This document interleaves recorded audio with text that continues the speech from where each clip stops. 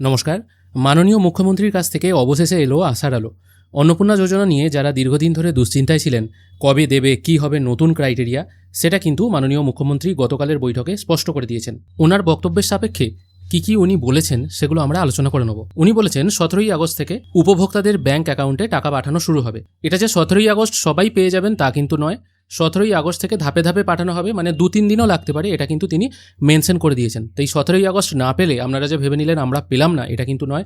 18 তারিখও পেতে পারেন, 19 তারিখও পেতে পারেন, বা ওই সপ্তাহের মধ্যে 3-4 দিনের মধ্যেও কিন্তু পেয়ে যেতে পারেন। আর এটা ফার্স্ট টাইম বলে দেরি হচ্ছে, এরপর কিন্তু প্রতি মাসের দ্বিতীয় সপ্তাহে আপনারা টাকা পেয়ে যাবেন, এটাও কিন্তু মেনশন করে দিয়েছেন।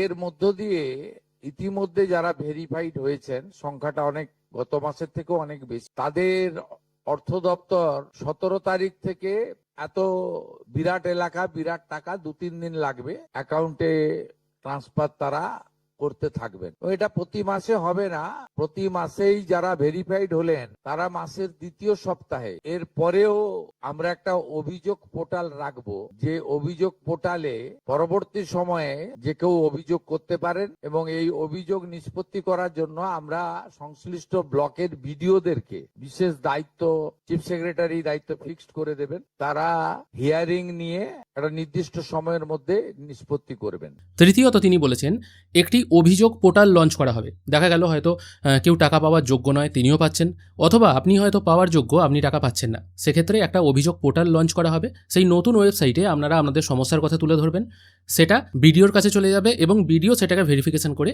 তার কি সলিউশন আছে বা উত্তর কি আছে সেটা আপনাকে প্রোভাইড করবেন। আর কারা পাবেন কারা পাবেন না এই নিয়ে তো 19 তারিখেই একটা নোটিফিকেশন বের হয়েছিল। সেই নোটিফিকেশন অনুযায়ী সব কিছু একই আছে। 25 থেকে 60 বছর বয়স হতে হবে আপনার, এবং তার সাথে আপনি যদি কোনো জায়গায় স্থায়ী কাজ করেন, এই সমস্ত পরিসরগুলো বলা হয়েছে, এই জায়গায় আপনি যদি স্থায়ী কাজ করেন তাহলেও কিন্তু আপনি টাকা পাবেন না। স্ক্রিনটি পজ করে দেখে নিতে পারেন কোন কোন ক্ষেত্রে মহিলারা টাকা পাবে না, মানে কোন কোন কাজের সাথে যুক্ত থাকলে তারা টাকা পাবে না, এগুলো কিন্তু এখানে স্পষ্ট করে মেনশন করা আছে। শিশু ও নারী কল্যাণ দপ্তরের এটা হচ্ছে নোডাল এজেন্সি, ইমপ্লিমেন্টিং এজেন্সি। তাদের 19/5/2026 তারিখে 2411-WCD নম্বর বিজ্ঞপ্তির মাধ্যমে তারা একটা মোটামুটি এসওপি দেয়, তার ভিত্তিতেই ভেরিফিকেশন হয়েছে, এবং এই ভেরিফিকেশনে যারা যোগ্য বিবেচিত হয়েছেন, বৈধ হয়েছেন, তাদের অর্থ 17 তারিখ থেকে প্রদান করা হবে।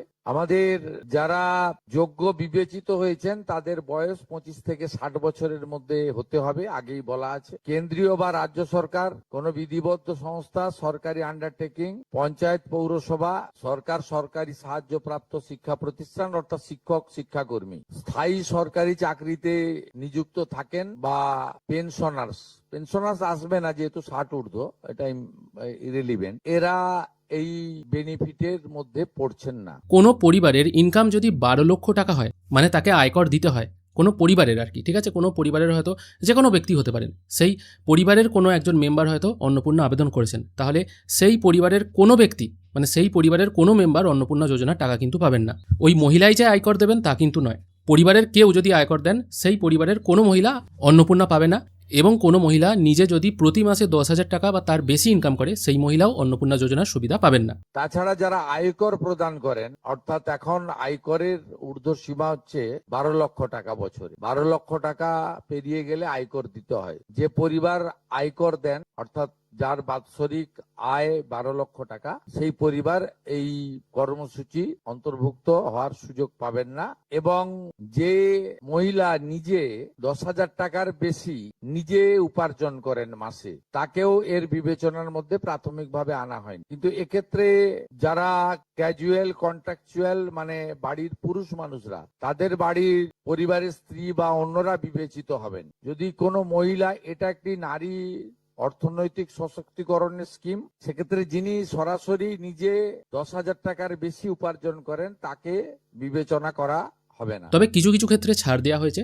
কেউ যদি প্রতিবন্ধী ভাতা পায়, মানে নতুন নিয়ম অনুযায়ী 1500 টাকা প্রতি মাসে, তাহলে সেই সমস্ত প্রতিবন্ধী মানুষরা অন্নপূর্ণা যোজনা টাকা পাবেন। তাহলে তারা প্রতি মাসে 3,000 প্লাস 1,500, টোটাল 4,500 টাকা পাবেন। এটা শুধুমাত্র যারা প্রতিবন্ধী ভাতা পাচ্ছেন এবং অন্নপূর্ণা যোজনা আবেদন করছেন তাদের জন্য। 25 থেকে 60-এর মধ্যে যারা 3,000 টাকার কম ভাতা পান, ধরুন উইডো পেনশন 1,500 টাকা এই মাস থেকে হয়েছে, গত মাস পর্যন্ত ছিল 1000 টাকা, তাদেরকে হায়ারটা দেওয়া হচ্ছে, 3000 টাকাটাই দেওয়া হচ্ছে অন্নপূর্ণা যোজনা। এই ধরনের যত স্কিম 25 থেকে 60 মহিলাদের রয়েছে যারা 3000 টাকার কম পান বিভিন্ন ভাতা, তাদেরকে 3000 টাকার অন্নপূর্ণা যোজনার ভাতাটাই দেওয়া হচ্ছে। এক্ষেত্রে দুটি ক্ষেত্রে আমরা শিথিল করছি।